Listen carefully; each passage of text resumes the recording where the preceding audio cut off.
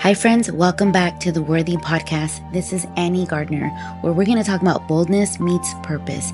Join us as we explore powerful stories of faith, resilience, and courage, embracing the challenges that shape us and stepping confidently into the calling God has placed on our lives. Let's have the conversations that truly matter.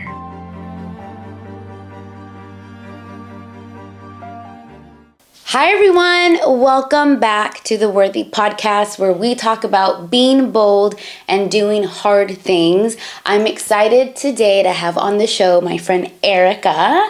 We, at the Worthy Podcast, we talk about being bold, doing hard things, and walking in the calling that God placed on our life with authority. And I think that also one of the themes is having hard conversations worth having.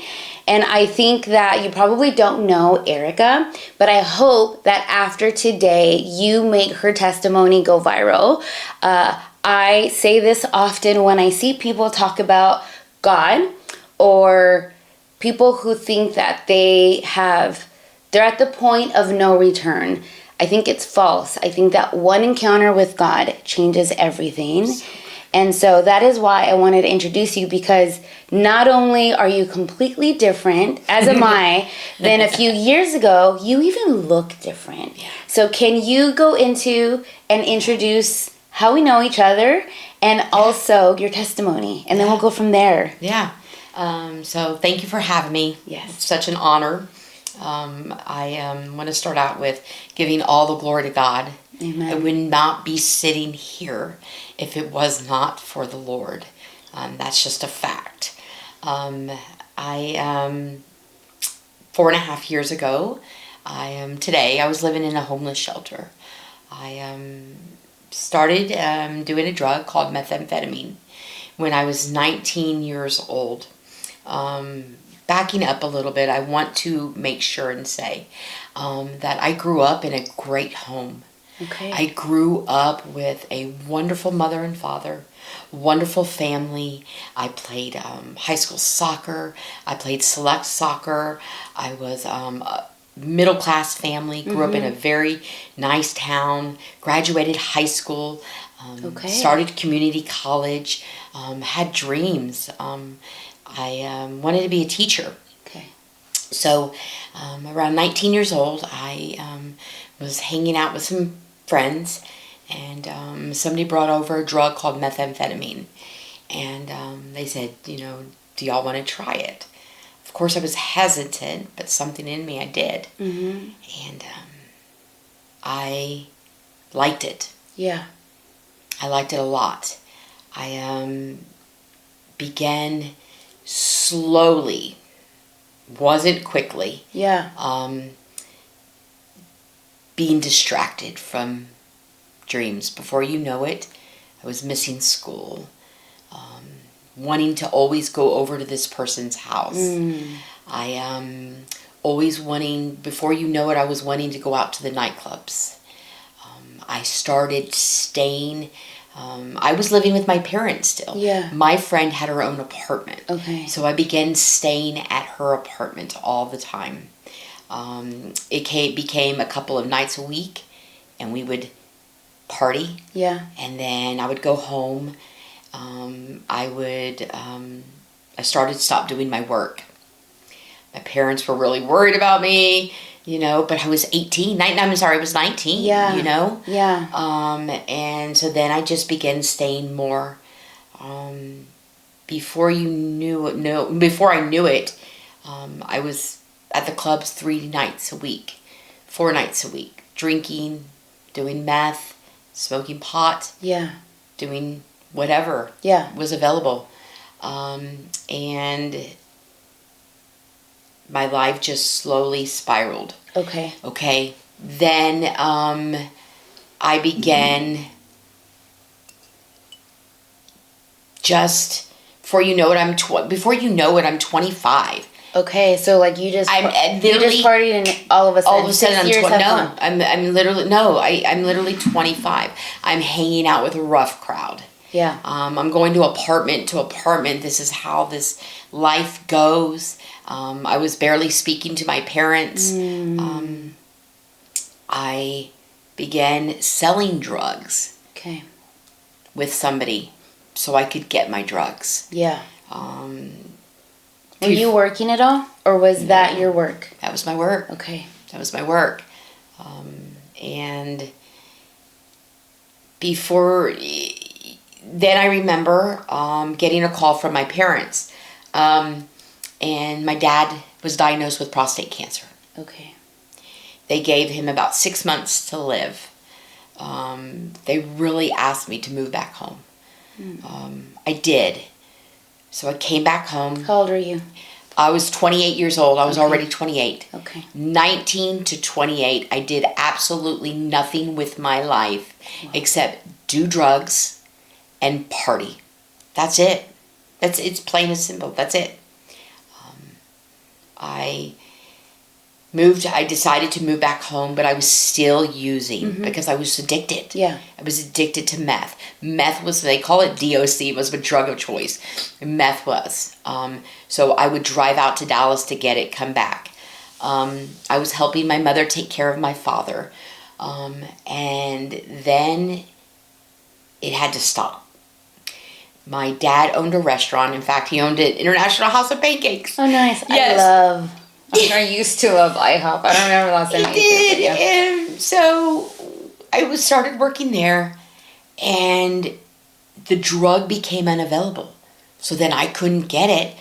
So then I started kind of going with withdrawals, but it stopped. I was able just to stop. So for a couple of years, my dad was still alive. He ended up living 7 years. My mother was a devout Catholic. When I grew up Catholic, I wasn't like her. Yeah. She prayed. She did her rosaries. She loved the Lord. She did Divine Mercy. If you're Catholic, you know what that is. Yeah. She loved the Lord. Yeah. And she always told us kids that she prayed to the Lord and asked the Lord, please let my dad's name Benny, please let him live. And he did. He let him live 7 years. Let's go. So this time, I was at home. I got clean. I started going to medical assistant school. Okay. Okay. So I was 30 years old. Okay. Going to medical assistant school, staying focused, helping my mother take care of my dad. My dad finally died. Finally, I don't mean it like that, but my dad died. Yeah. I had graduated. He saw me graduate medical assistant school. That's awesome. Yes, and so he died just a few weeks after I graduated, and he died in 2004. Okay. So in 2004, I had been clean from meth about 4 or 5 years, that long. Wow. Yeah. And I thought it was behind me. Yeah. It did.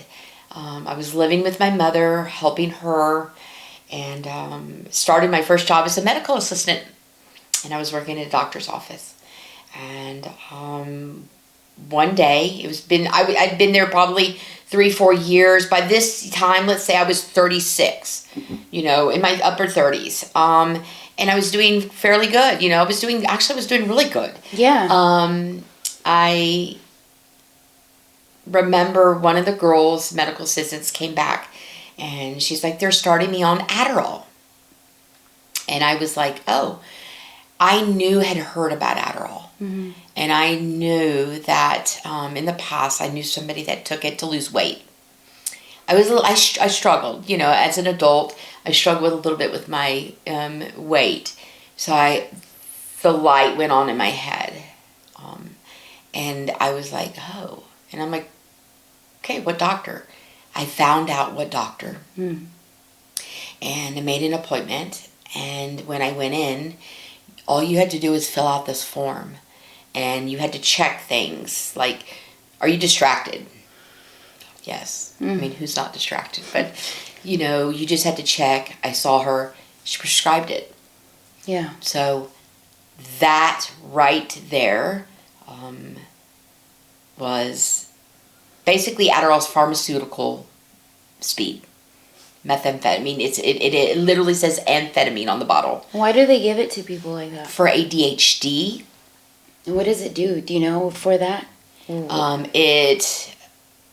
supposedly, so ADHD, you're hyper. Yeah. You know, and they prescribe it to a lot of kids. Yeah. And so it's supposed to calm. So it's supposed to do the opposite. To someone with ADHD. With ADHD, that's super hyper. But if you don't have but that. if you don't have it, you lose your mind. Okay. No, that's the truth. Okay. I can speak for myself. So I didn't have it. And if I did, I didn't need to be on anything that had any controlled substance. Okay. But I didn't go into it. Obviously, I was suffering or dealing with a lot more. Yeah. And that was the way I looked. Okay. Overweight. Yeah. Wanting to be thin. Yeah. I'm a woman. I mean, I'm in my 30s. I'm not married. Yeah. The pressure is real. It is. And I'm wanting to be skinny. Because you thought that if you were skinny. If I was skinny, I was prettier. Honestly, let's be real. What guy likes an overweight? I'm just going to say it. Yeah, and I know I'm going to say not a godly man, but the men that I thought. Yeah. The men that I thought. But I didn't believe in myself. Yeah. I had I didn't have confidence. Yeah. But I knew, so my goal was to start this drug, and I knew that it would help me lose weight. When I was doing drugs in my 20s, I was thin. Okay. And so you thought... So when I got off the drug, I slowly gained weight. I mean, I did. I tell you, I went from probably 150 pounds, and I'm 5'4", to the highest I got. I wasn't that quite high then, but the highest I've ever reached my weight was 288 pounds, almost 300 pounds. Okay. So I've struggled. Yeah. I've struggled. I was probably about 250. Okay. When you started? When the Adderall came into my life. So I filled it, started it, and sure, at first, everything's good, you know. Mm-hmm. I was taking it, but I began taking more than what I was prescribed. Okay. So I was taking one a day, like most people. I began taking 1.5. Okay. The weight was shedding. Mm. And then I began liking the feeling, just like methamphetamine. Addiction is real. Mm-hmm.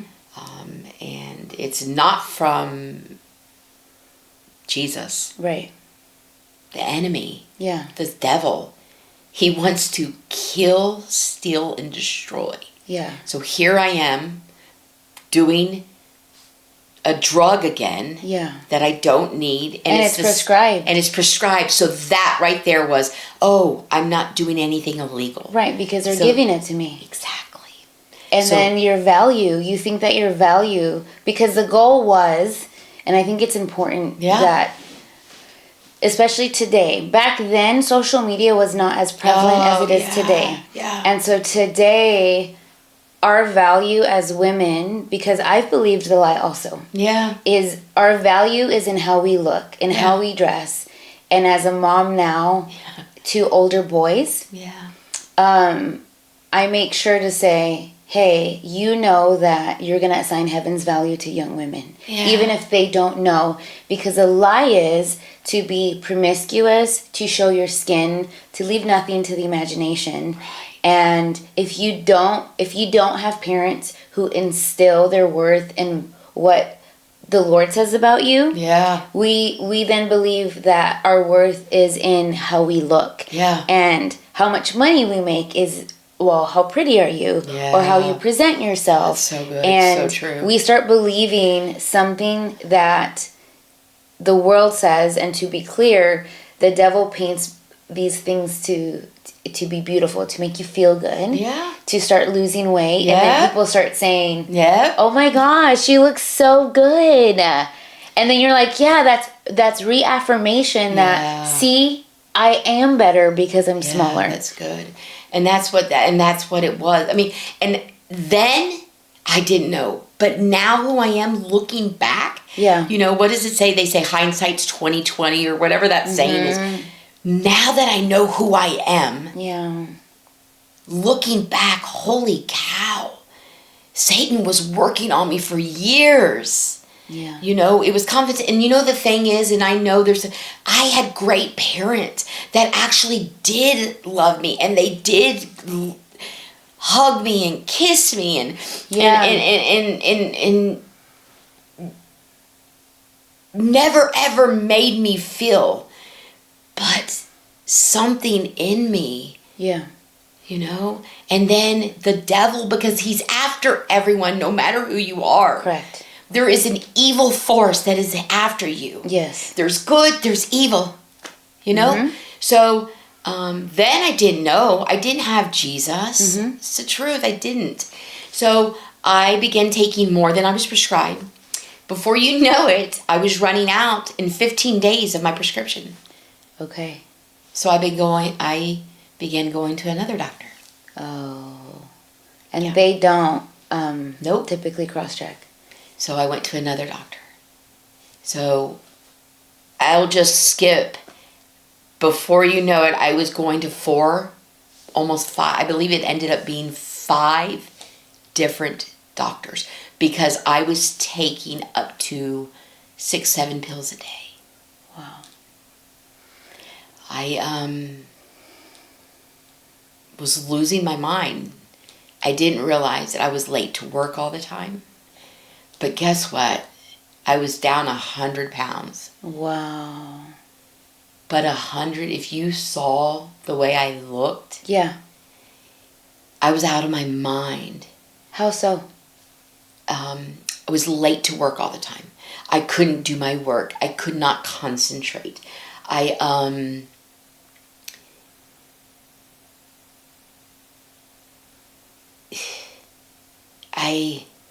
was up all night. And this time I was living with my mother still. Okay. And I remember my mother going, what is going on?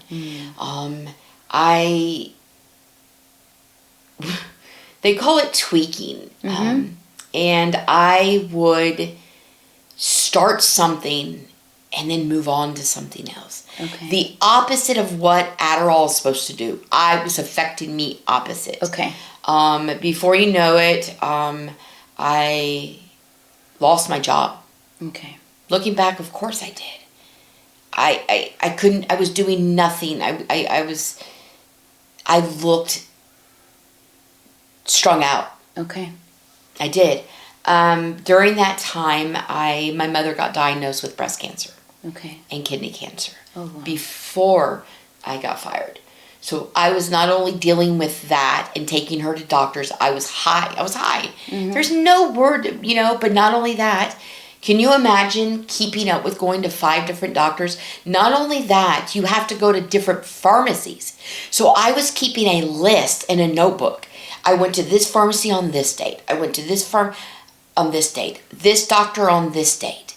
I was also using my own money because of course you couldn't use my insurance because that one. So I'm going broke on my credit cards. Wow.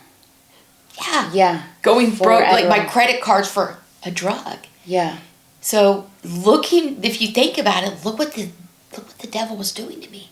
He was taking my life. Then my mother gets diagnosed. As all of this is going on, she gets real sick. She has a partial mastectomy.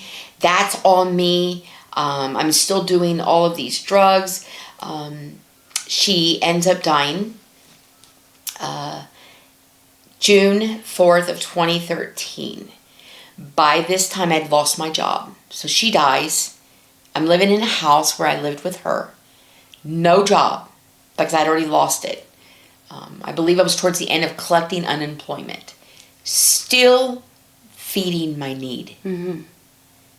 Using every little bit of money, not paying my electric, not paying my mortgage, going and making sure I had Adderall. So that money ended up running out. Yeah. Here I am, What am I going to do? Living in a house without a job, so addicted, I started seeking out illegal meth. Okay. I found it. So I started doing back to illegal meth. Stopped doing the prescriptions. I ended up meeting somebody that knew somebody that was looking for a place. She was a drug dealer. A person that moved a lot of weight in drugs. Okay. Not just little bags. But in my thinking, I'm like, oh, free drugs. Perfect. So she moves in. She ends up, selling drugs. I end up doing so much meth. I'm staying up for 3-4 days. So my life literally is the worst it could be. I will share with you, Annie, and I know that you've seen, but I'd love for people to see what I look like. Oh, yes. Because they wouldn't believe it. Yeah. But that's who I was. Yeah. That's who I was for 2013 until 2013 to 2020 and we'll get to that. Wow. But that's who I was. So I'm staying up for 3-4 days. People are in and out of my house. Things are being stolen because the type of people that are coming in and out of my house. I began losing my mind, literally. I began seeing things that aren't there. I began seeing rats and thinking roaches are in my house. I had gotten so bad that I remember going around in my house with a stethoscope from when I was a medical assistant. Going in, you got to remember, it was in the middle of the night, all hours of the night, people coming. I remember going to the walls with my stethoscope, putting it against the wall to listen for the rats. Wow. Yeah. I was out at, I ended up throwing out all my furniture from my bedroom because I wanted to be able to see everything. So where would you sleep? I slept in a tent. I got a tent from my sisters, my niece and nephew. They had received one for Christmas. And I took it from their garage. I set up a tent in my bedroom so I could zip myself up in it with my 2 dogs, and I began sleeping in there with blankets on the floor. I was out of my mind. Yeah. I remember before I would come out of the tent, tents have this little fishnet little, and I remember looking out to see if there was any rats. There was not any rats, but in my mind. Yeah. The enemy was stealing my mind. Yeah. Okay? So that was that. Just progressed. This whole time, I am not paying any house payment. I am not paying. So it catches up. Yeah. So the mortgage company, people don't believe this, but God, he was still there. 7 years I didn't pay a house payment and I stayed in that house. Really? Really? Yes. Wow. People, yes. So what about the lady that moved in? She didn't pay any. She just would give me drugs. Oh my. Okay. So yeah. So she just would give me drugs. Everything comes full circle. The mortgage company finally foreclosure. The day I knew it was coming. Yeah. The day it came, they showed up at my house. They arrested me because I had a warrant for my arrest. So we are all the way. So we started this story when I was 19. I am this is all that happened through the years. So now I am 49. Okay. Okay. We are in April of 2019. Okay. Okay. After my mother died, I sunk into depression, and then I was just feeding my habit. Yeah. Okay, so we're in April of 2019. Wow. They come, and so you're talking from 19, I'm 54. You're talking from 19 years old to, I was 50 years old. My life just 30 years. was back and forth. Just meth, Adderall, drugs, this. I never had this confidence. So it was never about, it was about knowing who I am. Can you imagine me knowing who I am and being so in this community that I'm in now back then? Yeah. So here I am. They're knocking on the door. Sheriffs show up, the whole bit, moving vans, because all of my stuff's still in there. Wow. You're talking about stuff, because you remember I was living with me and my mother moved from another house that we were living in, and all of my parents' things, all of my things, what was left. Yeah. Because you imagine. And they just began moving it out. And then they said, Erika, come with us. And I'm like, okay. And they said, you're under arrest. You have a warrant. So they ended up taking me. They arrested me. I was distraught. So they took me to Tarrant County Jail. And I was there for theft of service. It was for like a $20 hot check I wrote a few years before. That's why they arrested you? Yeah. Oh my goodness. But Annie, looking back, it was God. Yeah.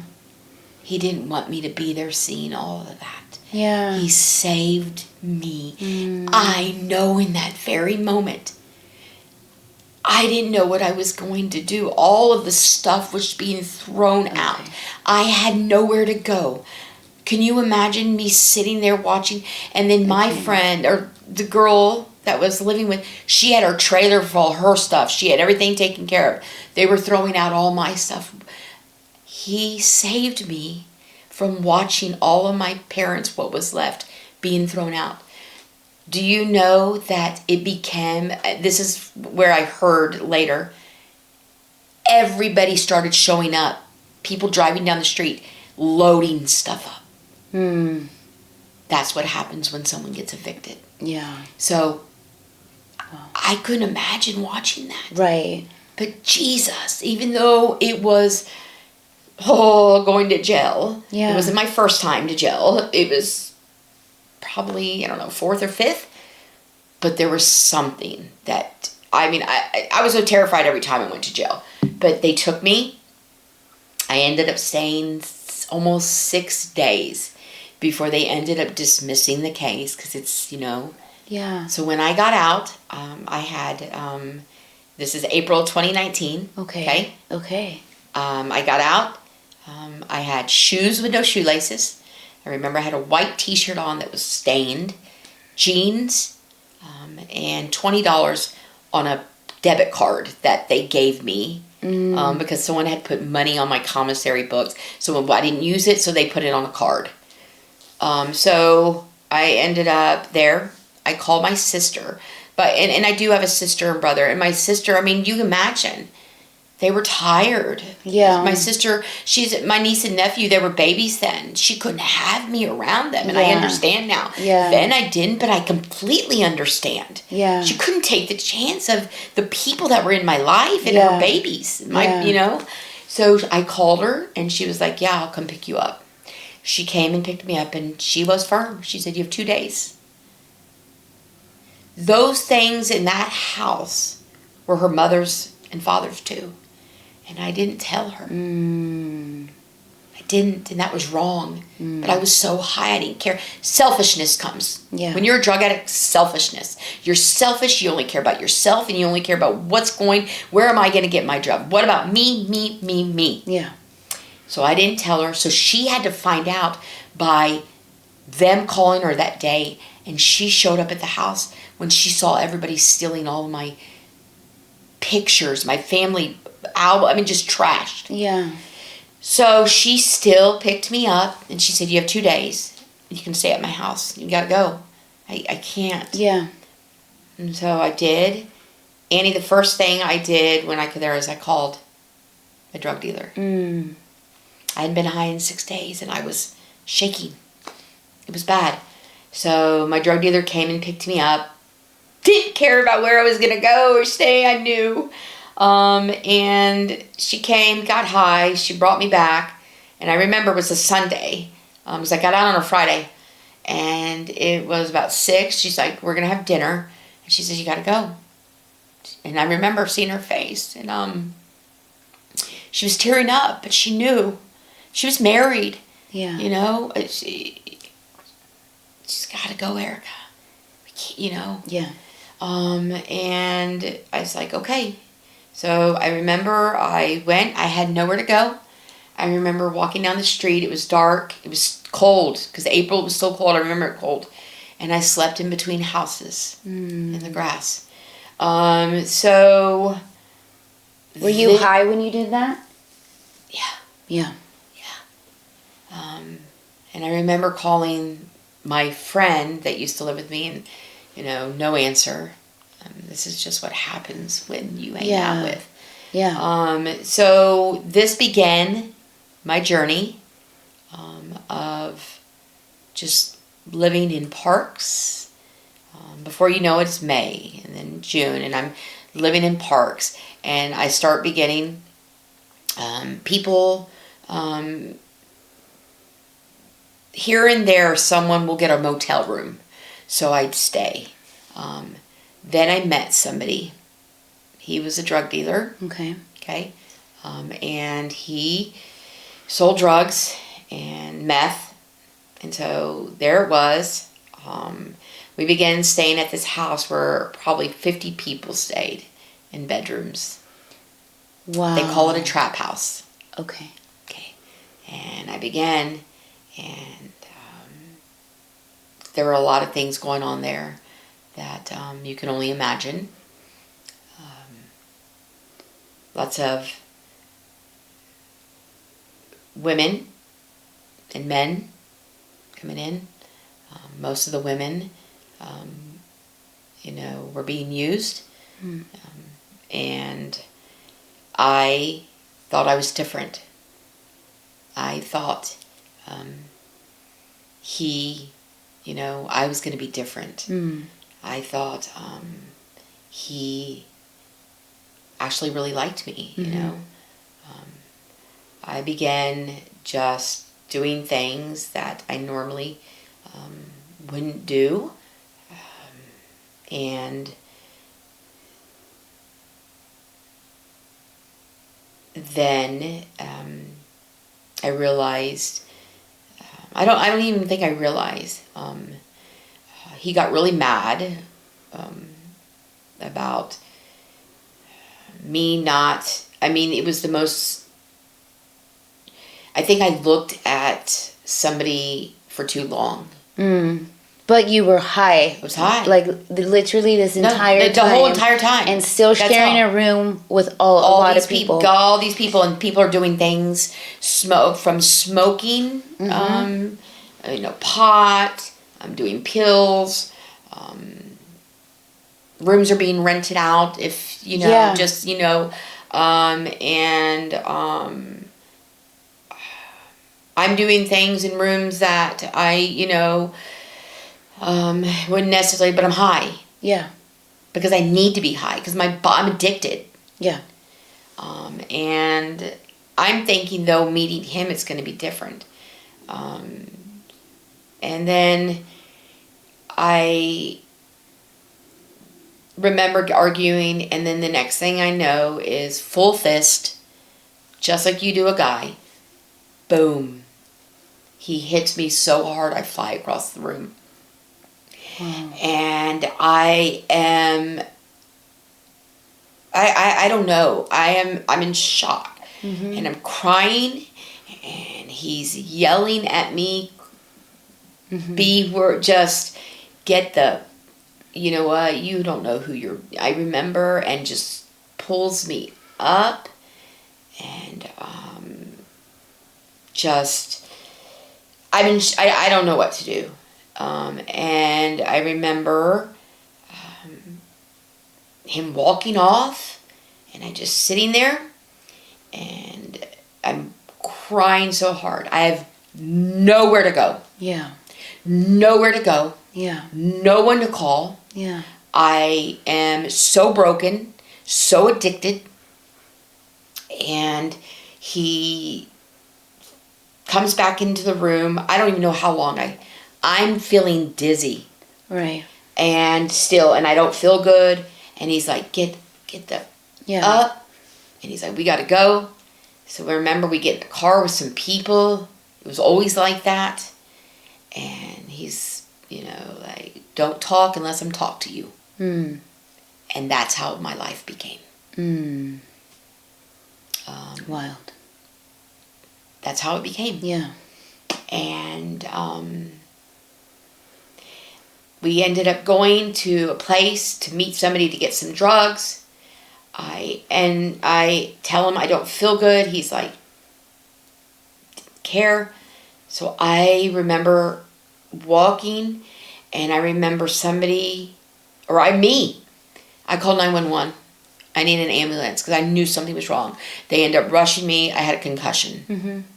So I remember at that hospital, and I remember he's calling me over and over again. I'd been there 8-10 hours. They finally were going to release me, and I had nowhere to go. Mm. So I answered the call, and he's like, baby, I love you. I'm so sorry. I'm like, okay. And I'm like, you just can't do that again.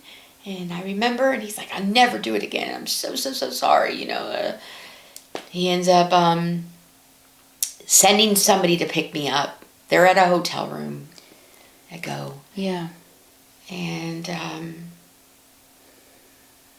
this just became my life. It was hit.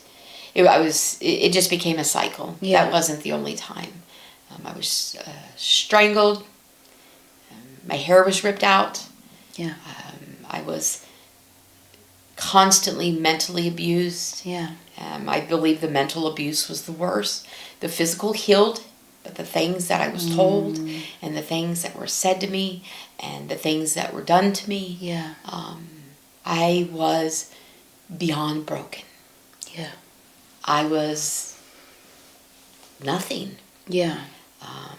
And so this went on for a year. So 2019 turned into 2020. Okay. Okay. This continued. And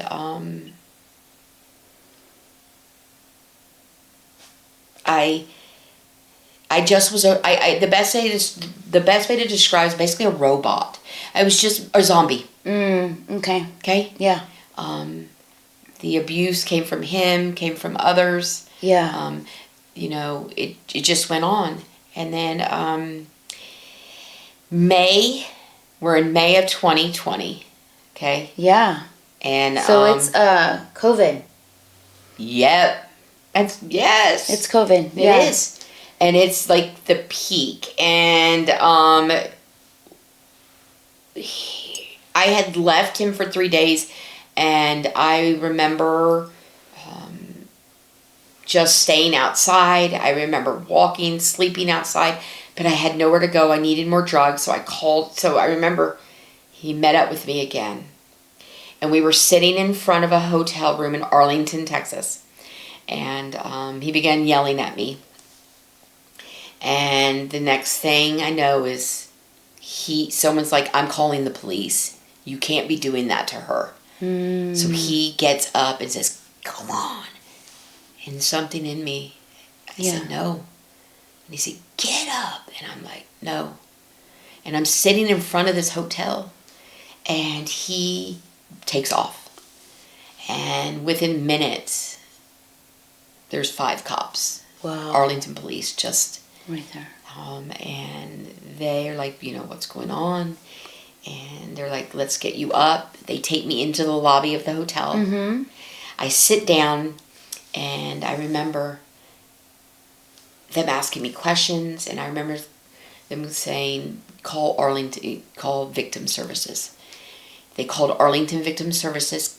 Women came in. They're women. They came in, and they kept, what is going on? We're here to help. And something in me I had always been where I didn't speak. And so I was scared to death. Yeah. I was scared to death. And finally they're like, we can help you. Yeah. And I'm like, what, for a day or two? And then I got to go back? Yeah. That's how it was always, Annie. It was never real help.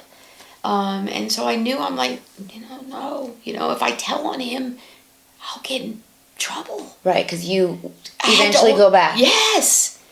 So, or somebody would see. No. I don't want to die. Yeah. I don't want to get beat.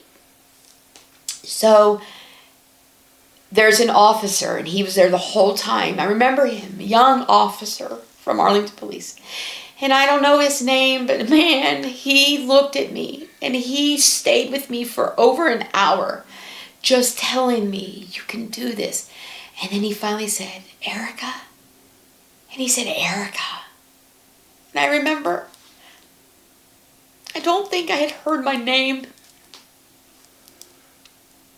in that way in years. Erika. Mm-hmm. It was like, wow, something in my head. Erika, that's my name. Yeah. That's my name. And he said, do you realize that you have bruises on your neck in shape of a handprint on the side and the side?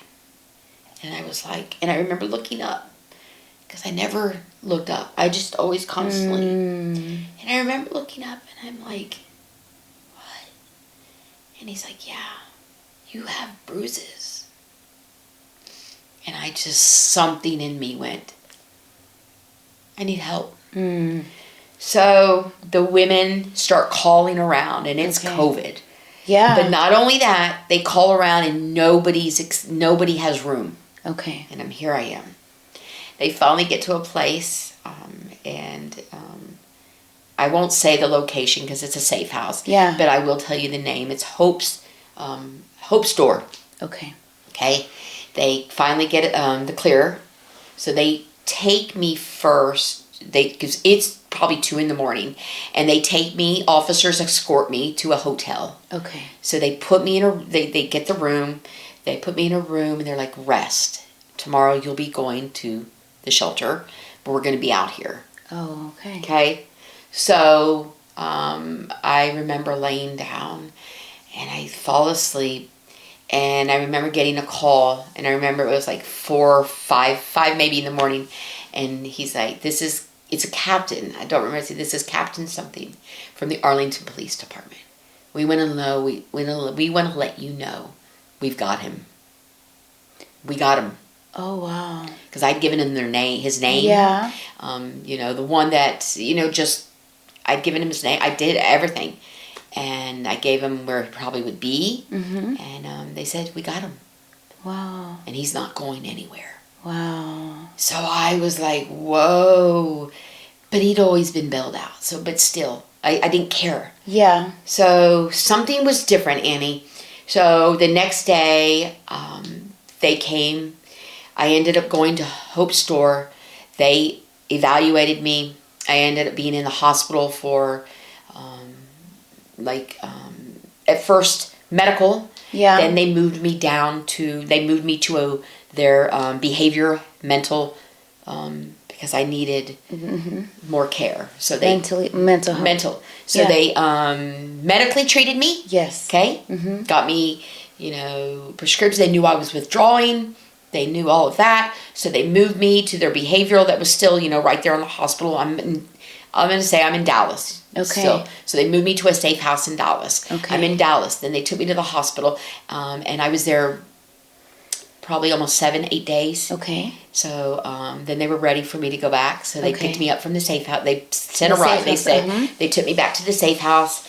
I had a bunch of medications. Okay. Was on a bunch of sleep, antidepressants, mood stabilizers, just blood pressure medicines, because my blood pressure was all over the place. Yeah. I mean, I had medical care.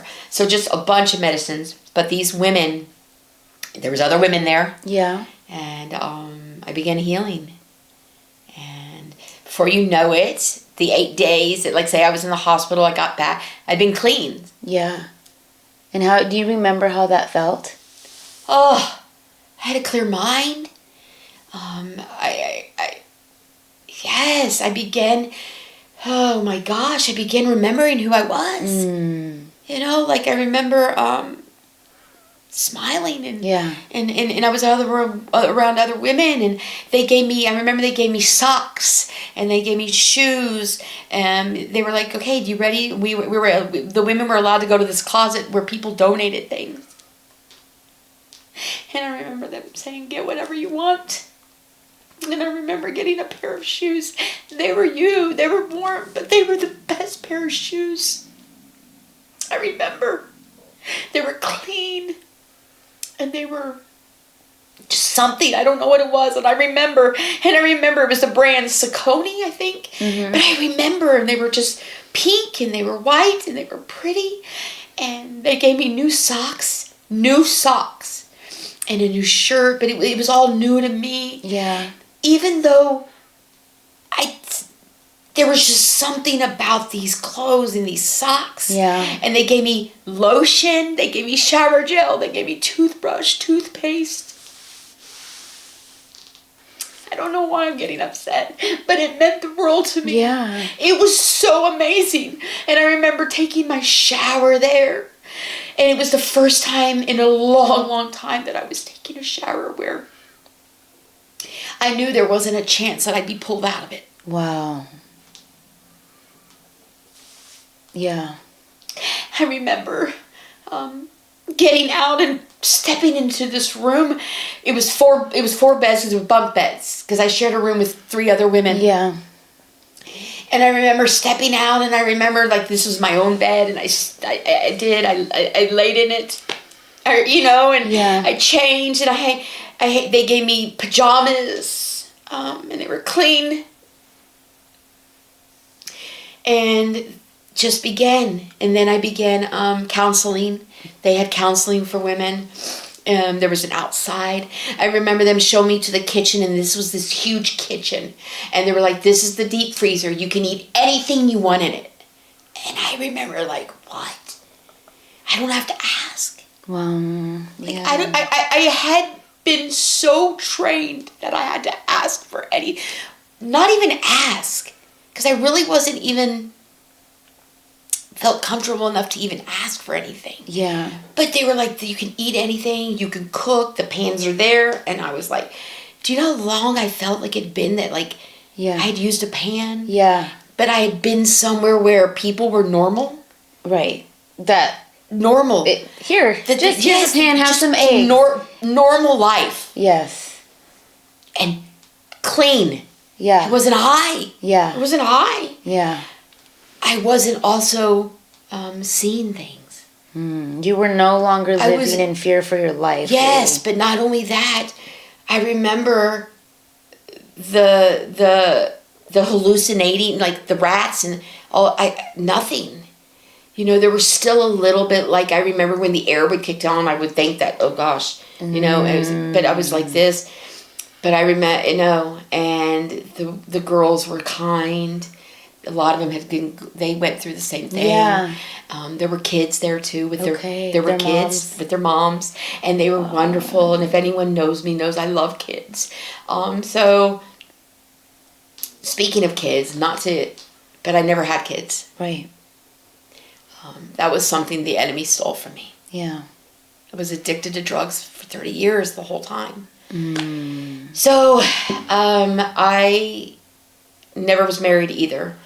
Not yet.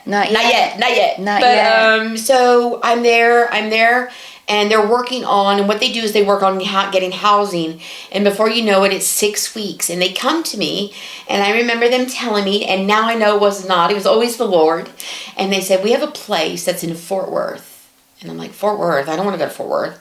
Yeah. I don't know anything about Fort Worth, and I'm still like, no, I'm going to go back to Arlington. And they were like, well, we have this place. And it was a place called Center for Transforming Lives. They said it's a great place. You'll be able to live there. You'll be able to get on housing eventually, and you'll start your new life. And I was like, okay. They filled out the paperwork, gave it to them, and they're like, don't think it's going to be a yes. They're not accepting people right now, and because of COVID.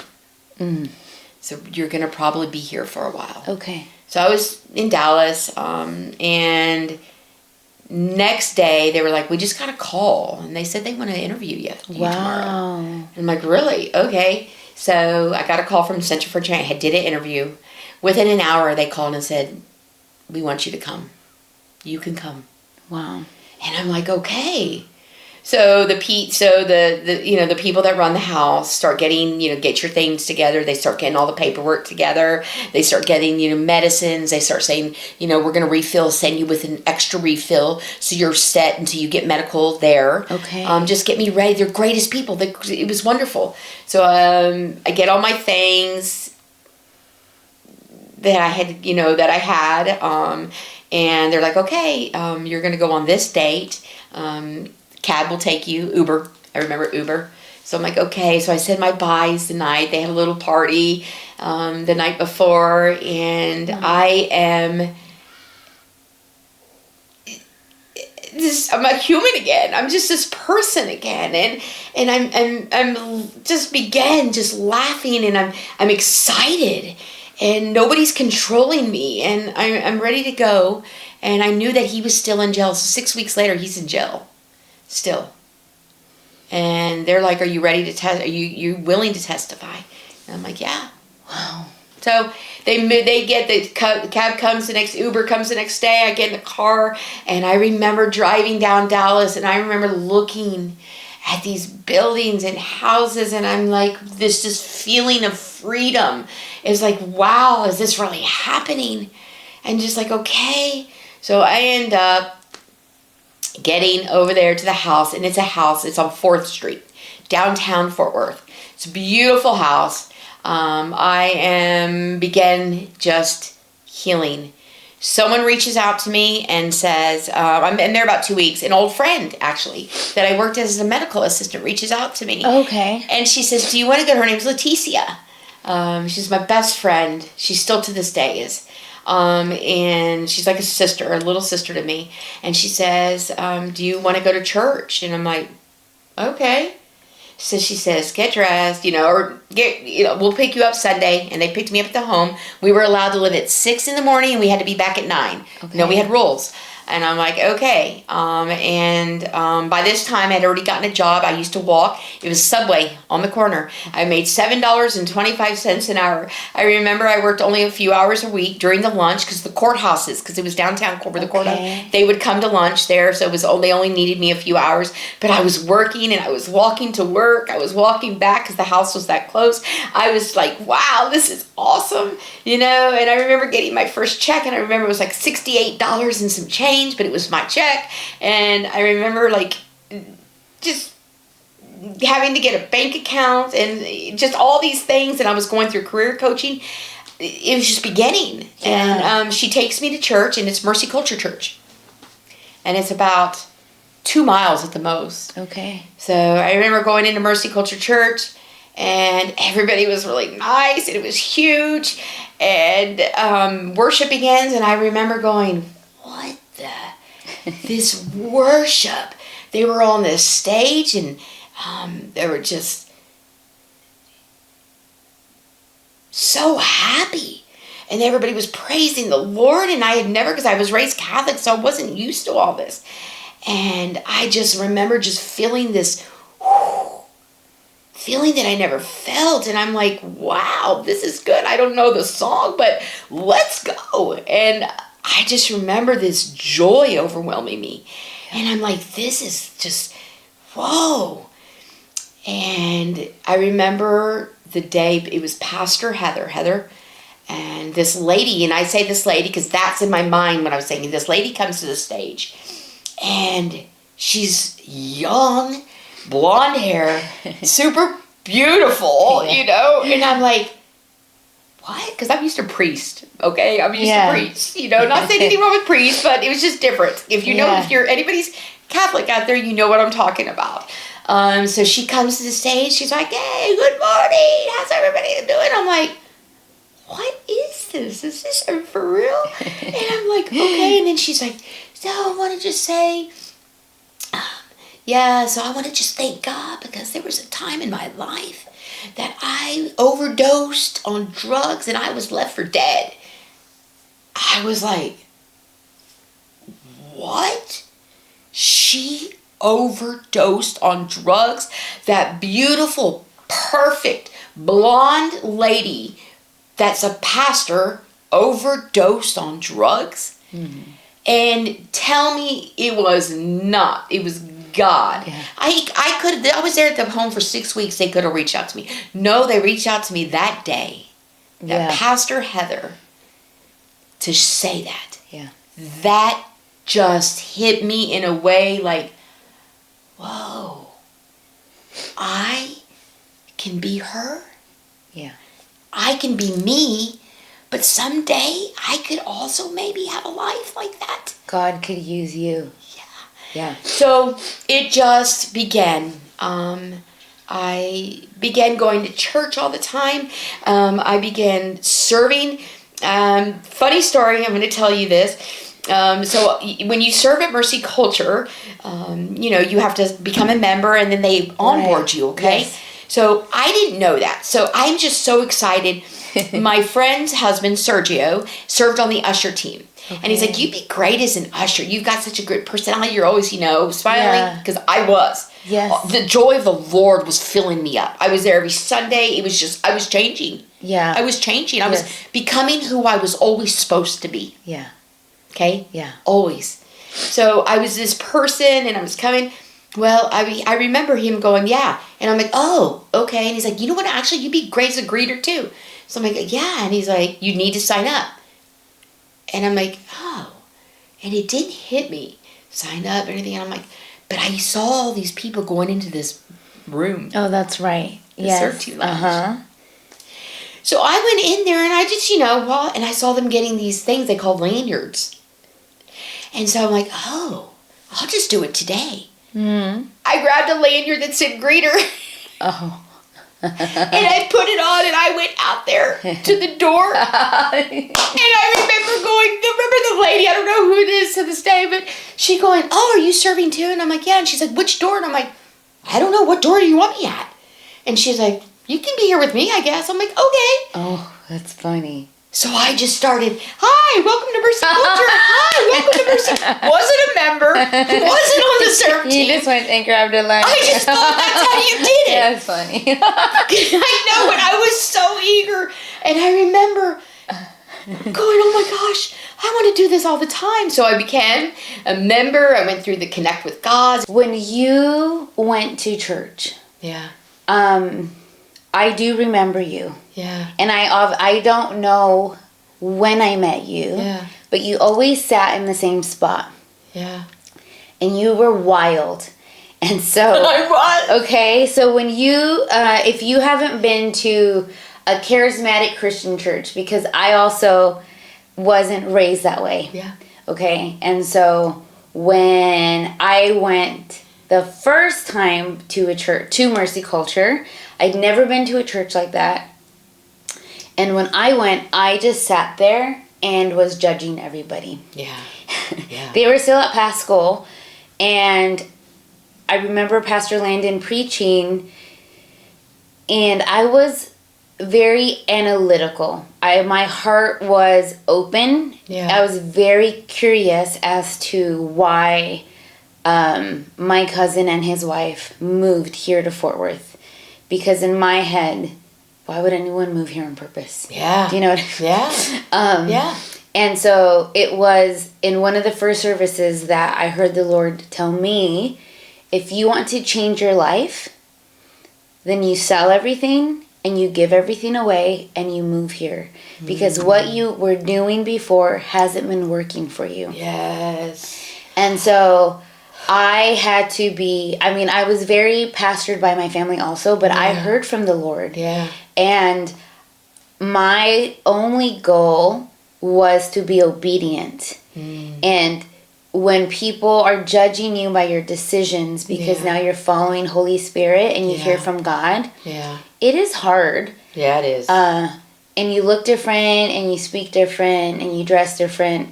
But I do remember at one point, John and I were already married, and you would sit in the middle.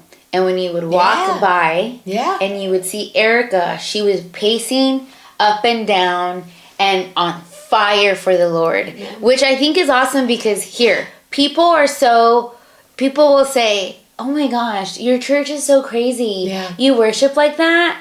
And I'm like, hold up, y'all. You go to concerts. Yeah. And you have your phones out and your hands up and So singing. good. And I've been to a lot of concerts. Wow. And they're dancing. You're dancing at the club with your Screaming. friends, drinking with your shots, and just having the best time.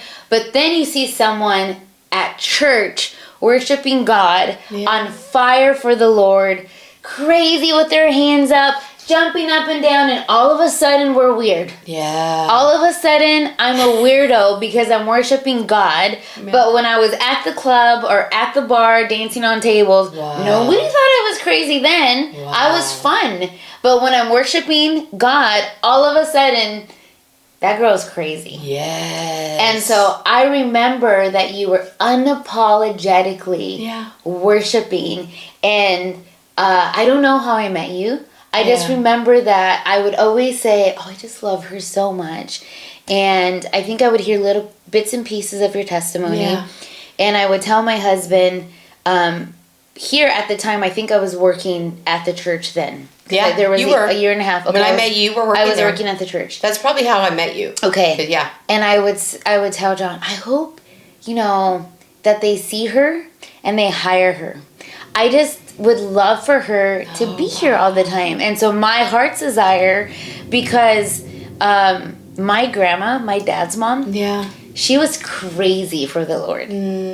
Like you. When I say crazy, she was unapologetically on fire for the Lord. Yeah. And so when I would hug you and meet you, it reminded me of my dad's mom, my grandma. Yeah. And I am weird, okay? I either don't want to be touched by people or I want to hug you. Yeah. So I'm like, there's no one be doing with me. And I always wanted to hug you. And I do remember that, and okay, I don't want to cut into your story, but I think it's important for you to tell it. But I do remember your healing testimony because that was one of the things that I told everybody. Anybody that would listen, especially my family, like my son and my mom, I remember saying, she looks different. She looks different. Yeah. If you, and I'll share it also on our social media when we do the podcast and here, but if you have a question on what God can do, I have seen it in my life. Come on. But you look different. So talk about how the Lord healed your eye. Yeah. So I on fire for the Lord. I'm serving everywhere. And I was serving as an usher on a Sunday. It was April the 10th of 2022. And they called people up to the altar that you're having a problem with your legs, come on up. If you're having problems with your arm, or, come on up. If you're having problems with your eyes, come up. And I remember hesitating, well, I'm serving, should we go up or not? And I remember just a fire in me, go up. And I was like, okay. So I went up to the stage, and I sat there, or I stood there, and they asked people to come pray over each person. Hey, come pray. And I remember this, and I know her now, but this little sweet-looking older lady comes up, and she puts her hand on my right eye. And just so you know, my right eye, I've been blind in my right eye, for 50 years. 50. At 18 months old, I was crawling around in my grandparents' backyard. A cat got into their backyard, put its claw into my eye. Not scratched it, put the claw, they said it was like a fish hook, going into my eye, a fish hook, ripping it. Okay, they had to end up rushing me to the hospital. They came out, said she lost her eye. We couldn't save it. Wow. So at 18 months old, not even 2 years old, and this is, of course, my parents telling me. So for 50 years, I didn't know any different So here I am standing. This lady comes up. She puts her hand on my eye. And I don't remember exactly except for one thing she said. She says, "You now will be healed in the name of Jesus Christ." And kind of just like Jesus did. Just like Jesus did in the Bible. "You now will be healed in the name of Jesus," she said. And so the next thing I know, she puts her hand, I guess, but all of a sudden everything starts spinning. It's like bright lights everywhere. I feel like something like a fire in me. Real hot. Like I feel real hot. Yeah. My heart starts hurting. I'm like shaking. The first person I see is a pastor. Her name's Pastor Evelyn. I look at her and I'm like, honestly, Annie, I thought I was having a heart attack. I really thought I was having a heart attack, a stroke, something. I didn't know what it was. And I'm like, can you take this? And I hand her my lanyard because I was serving as an usher. I hand it to her and I'm like, "Can I leave? I gotta go." And she's like, "Yes, are you okay?" And I'm like, I wasn't. I felt almost a little embarrassed because I thought I was about to pass out. So, I don't know if you know that feeling where you don't want to be embarrassed in front of people because you're about to pass out. And so I'm like walking towards the back of the church and I'm like, I can't, something's going on in me and I don't know what it is, but I am seeing things on this side. And what it was is I'm seeing things because for 50 years I've never ever seen things. So I just go straight to my car and I remember I'm parked in the front and by MC Central and I'm in one of the front. So I get in my car and I went, okay. Do I just call 911 and ask for the ambulance? Do I get help? What do I do, Lord? What's going on? And I remember, I hear the Lord. Literally, I hear him. He said, "Put your hand on your left eye." And I'm just like, what? And so I do. And I did it and I could see. And I was like, something was just not right. And I'm just like, what? And I'm like, whoa. And it hits me. And you got healed. I could see. But I'm still not believing. It's the truth. I'm not going to sit here. It's the truth. I'm still not believing that I'm healed. Yeah. Okay? I'm not. I'm like, no way. No. Miracle. No. So I remember I just like, okay, I'm going to drive home. I drive home. And I go to my apartment, and I'm sitting there, and it starts hitting me, and I'm just feeling so much, just joy, and I'm like, oh my gosh, this is really happening. Yeah. So I cover my eye, and I'm looking around, and I'm seeing it, and I'm like this, I'm like, whoa, I'm like literally doing this, and I can see. Yeah. So I took my dog, I go out and there's a building next to mine and I just go and I cover my eye and I start looking around and I can see green, I can see the trees, I can see the sky. And I just remember I keep going with my hand because I'm like, whoa, that's what it looks like. So I'm healed.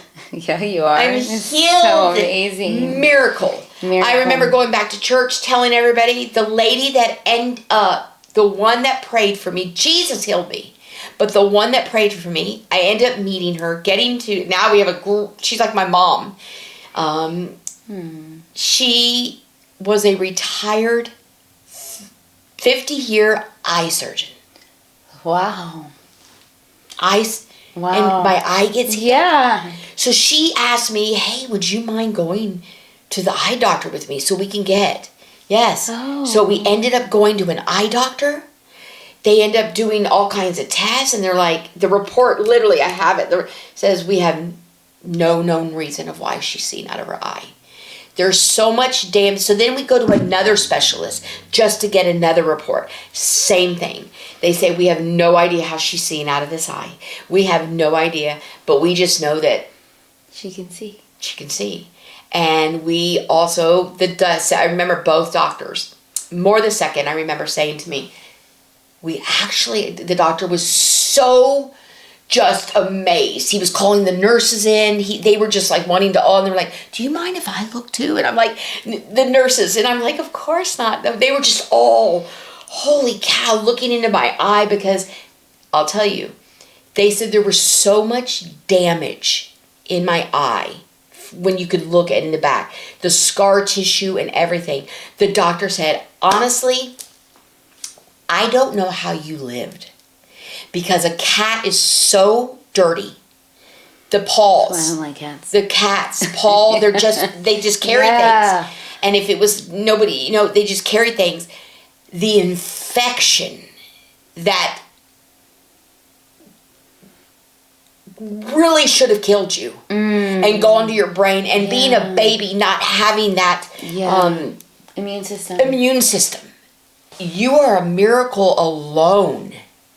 Just little did he know that I was a miracle alone, living the life that I lived for 30 years, and here I am, healed now, right eye, healed from addiction 30 years, healed from abuse, healed from, little did he know, he had no, because we didn't even get in, I was going to tell the doctor, but he was sitting there examining someone that got healed by the Lord Jesus Christ, but not only healed, my eye healed from addiction and from abuse and from being just not the person confident and believing the lies for so long. Healed whole, made whole in Jesus' mighty name. A daughter. What if someone feels right now, well, she's so lucky, that happened to her. Yeah. And people feel gone, or people think, well, I'm not that far gone, My life is fine, but I'm still going to show my body, and I'm still going to, I might find my worth in men telling me that I'm great. What do you have to say to someone who, one, thinks that they're far gone, that they're not worth the Lord saving, and two, to any young girl or older woman or anyone that thinks, well, you're just lucky? First of all, luck has nothing. Everything in our lives. And just, I didn't always know this.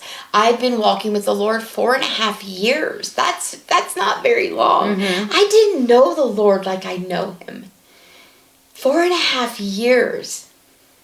I would say the Lord is sovereign. I didn't even know what sovereign means. So I'm going to tell you, the Lord is all. He says when, he says who, he says how. Yes, we have free will to make our own choices, okay? This is stuff that I had to learn, so I haven't always known this. But we have free will, and obviously to make our own choices, because I made horrible choices, okay? But he's sovereign, meaning you're never too far gone. Why? Because he created you. There's a scripture. It says you're fearfully and wonderfully made. Okay. You're fearfully and wonderfully made. Jesus made you. He knew who you were before you were born. So if you think about that there's somebody that made me, he made me fearfully. And he wonderfully made me. He knew me when I was in my mother's womb. That's love. Yeah. So if somebody loves you that much, are you ever really too far gone? If you can't hear my story and think that, was I too far gone? Most people would say, give it up, girl. 30 years. 30 years. So if there's anybody that could say, I gave up because I was too far gone. And let me tell you, I'm going to tell you, I did give up. But Jesus. But Jesus, he never gave up. So wherever you're at, whether it's 15 years, 5 years, 30 years, 10 years that you are doing things that you know are not right, it's never too late. Yeah. It's never. In fact, he's waiting. He was always there. Yeah. He was always there, and now look what he's done in my life in 4.5 years. Yeah. I've been clean 4.5 years ago. I was, I now am on staff at Mercy Culture. I'm an advocate. I graduated with the justice reform the advocates are going to help women that are rescued from human trafficking and addiction and living in a life that they thought they were too far gone. So wherever you're at, you're not too far gone. Amen. Don't believe the lie. You are beautiful. Don't believe the lie that just because you struggle with weight, it's a lie. The enemy wants you to believe that lie. Let's go. Yep. So wherever you're at, whoever you are, you're beautiful the way you are. Mm-hmm. You're beautiful. There's also, you don't need to feel like you have to show your body to. There's somebody out there. In fact, the Lord is sovereign in even your relationships. Amen. Okay? Yes. If you are meant to be married, you will be married. Mm-hmm. If you're not, you're not. Yeah.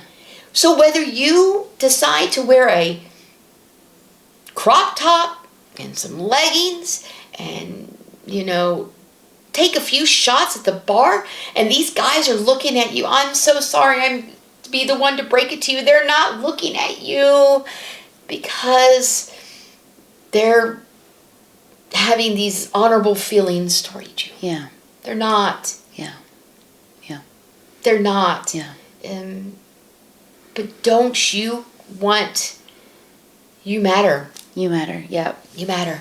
I appreciate you so much for being bold and sharing your story. And I really value your story. And I think that it was important to have Erika on because you are never too far gone. Never. And God uses broken people. Yes. You're not perfect. You don't have to be perfect for God to use you. And I'll share this also later in the show notes. Erika is, as she mentioned, an advocate for the justice reform, which is here in Fort Worth. Late this year in December 2024, the justice reform is building what is called the Justice Residence in Fort Worth, Texas. It was just passed by City Council that they are allowed to build on the property of Mercy Culture. They are going to house about 100 beds to help reform women who have been sold for sex. So women who have dealt with sex trafficking, and Erika's going to be one of the advocates. And if you want to be a part of the justice reform, donate to the justice residences. You will find a link on the bio and in the show notes, and I'm very excited to partner with the justice reform and be the answer for human trafficking. Amen. Thank you so much. Thank you, Annie. For being on here. I love you so much. I love you. Thank you. Thank you. Thank you. Thank you for listening today to the Worthy Podcast. I hope that this episode impacted you and you found value. Please leave us a 5-star review and tell your friends, share and subscribe. It's absolutely free to help me spread the word.